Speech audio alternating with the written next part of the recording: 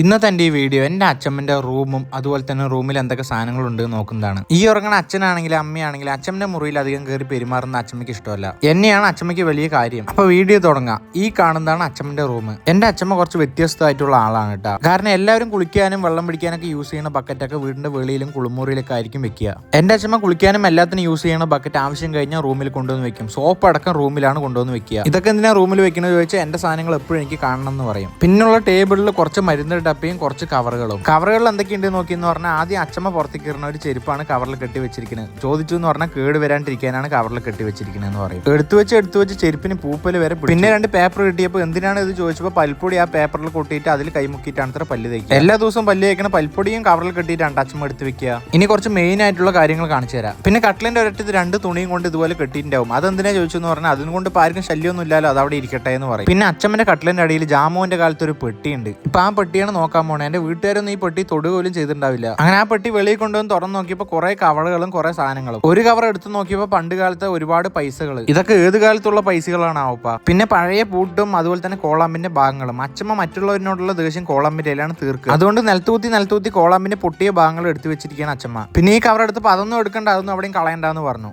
എന്താണെന്ന് അറിയാൻ വേണ്ടിയിട്ട് ഞാൻ റൂമിൽ കൊണ്ടുപോയിട്ട് തുറന്നു നോക്കുകയാണ്. മണ്ണും പൊടി പോലെ എന്തൊക്കെയൊക്കെ വരുന്നു നോക്കണു. ഏലസം തകിടൊക്കെ എന്താണ് ഇത് എന്ന് പറഞ്ഞ സൂക്ഷ്മതയോടെ വന്ന് നോക്കുമ്പോഴേക്കും അമ്മ വന്നിട്ട് ഒന്നും എടുത്തു കളിക്കില്ലേ, മാങ്ങോട്ടാവത്ത് എന്തെങ്കിലുമൊക്കെ ചിലപ്പോൾ ആയിരിക്കും അതവിടെ എടുത്തു വെക്കിന്ന് പറഞ്ഞു.